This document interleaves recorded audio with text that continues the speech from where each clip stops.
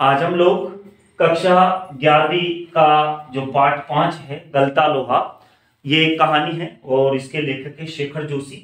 शेखर जोशी द्वारा लिखित ये कहानी जो है इसके प्रश्न उत्तर पर चर्चा करेंगे, लेकिन उससे पहले हमेशा की तरह आपसे मैं चाहूंगा कि इस चैनल को आप सब्सक्राइब करवाएं, अपने और मित्रों से करें। और ललित गुप्ता सर 560 मेरी यूट्यूब आईडी है, आपके और मित्रों तक इसको पहुंचाएं। और साथ में ललित.गुप्ता67 ये मेरी इंस्टाग्राम आईडी है, चाहे तो आप इसको भी फॉलो कर सकते हैं। इस पे भी मेरी पढ़ाई से संबंधित वीडियो डलती है। और साथ में 9517 से 954117 मेरा मोबाइल नंबर है। समस्या आने पर आप मुझे फोन लगा सकते हैं। कोई भी विशेष बिंदु या विशेष विषय से संबंधित जानकारी चाहिए तो आप मुझे व्यक्तिगत रूप से पूछ सकते हैं, पढ़ सकते हैं। हम चलते हैं प्रश्नों की ओर। प्रश्न नंबर पहला जो है वो थोड़ा मुझे महत्वपूर्ण नहीं लगा तो मैंने उसको नहीं लिखा। प्रश्न नंबर दूसरे से प्रारंभ करेंगे। धनराम मोहन को अपना प्रतिद्वंदी क्यों नहीं समझता था? धनराम जो है मोहन को अपना प्रतिद्वंदी क्यों नहीं समझता था? तो क्यों नहीं समझता था? क्योंकि धनराम स्वयं को नीची और मोहन को उच्च जाति का मानता था। दूसरा, मोहन उसे पढ़ने में बहुत तेज था। मोहन जो है उससे पढ़ने में बहुत तेज था। उसके शिक्षक और लोग समझते थे कि मोहन पढ़ लिख करके एक दिन बड़ा आदमी बनेगा। इन्हीं कारणों को समझ करके धनराम जो है मोहन को अपना प्रतिद्वंदी नहीं मानता था। धनराज जो है उसको अपना प्रतिद्वंदी, मोहन को प्रतिद्वंदी नहीं मानता था। आगे देखते हैं। धनराम को प्रश्न नंबर तीसरा, धनराम को मोहन के किस व्यवहार पर आश्चर्य होता है? ऐसा क्या व्यवहार किया जिस पर उसको आश्चर्य हुआ? तो देखते हैं। धनराम को मोहन के व्यवहार पर तब आश्चर्य होता है जब वह मोहन के साथ लोहे को रूप देने में सहयोग देता है।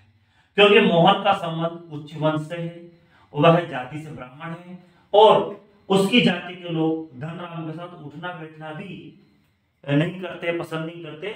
और आज वो लोहे का काम कर रहा है, ये देख करके उसको धनराम को मोहन के इस व्यवहार पर आश्चर्य हुआ। प्रश्न नंबर 4 है।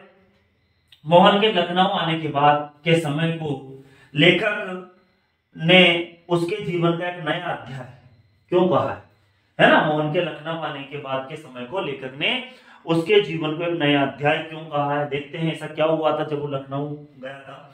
तो मोहन को उसके पिता ने पढ़ने के लिए लखनऊ भेजा था। उन्हें लगता था कि वह वहां जाकर मोहन अच्छी पढ़ाई करेगा और अफसर बनेगा। मोहन अच्छी पढ़ाई करेगा और अफसर बनेगा, मगर स्थिति इसके विपरीत निकली। मोहन वहां जाकर गली मोहल्ले का नौकर बन गया। अंततः एक होनहार व्यक्ति स्वार्थ की भेंट चढ़ गया। इसीलिए कहा गया उसके जीवन का एक नया अध्याय प्रारंभ हुआ। प्रश्न नंबर 5 है। मास्टर त्रिलोक सिंह के किस कथन को लेखक ने जवान के चाबुक कहा है और क्यों कहा? इसमें भी दो प्रश्न छुपे हैं। पहला है कि जवान, और हो सकता है इसका आपको दो टुकड़ों में प्रश्न आए या यही प्रश्न आए कि जवान के चाबुक जो कहा है वो है ना किस कथन को कहा है और क्यों कहा है? दो प्रश्न इसमें देखते हैं, है ना। तो जब धनराम, पहला प्रश्न ये है कि मास्टर त्रिलोक सिंह के किस कथन को लेखक ने जवान के चाबुक कहा है? तो देखते हैं। जब धनराम तेरह का पहाड़ा नहीं सुना सका तो मास्टर त्रिलोक सिंह ने व्यंग वचन कहे। क्या कहा? तेरे दिमाग में तो लोहा भरा है, विद्या का ताप कहां से लगेगा इसमें, है ना। जब ये बात कही तो लेखक ने इन व्यंग वचनों को जवान के चाबुक कहा, क्योंकि चमड़े की चाबुक शरीर पर चोट करती है परंतु जवान की चाबुक मन पर चोट करती है। यह चोट कभी ठीक नहीं होती। इसी चोट के कारण धनराम जीवन में आगे पढ़ ही नहीं पाया और उसका जो जीवन है वो बर्बाद हो गया। वो अपने निजी व्यवसाय में लग गया। इस तरह से हमने आपके सामने पाठ पूरा किया और आगे भी हम लोग पढ़ाई से संबंधित ऐसी वीडियो आपके सामने रखते रहेंगे।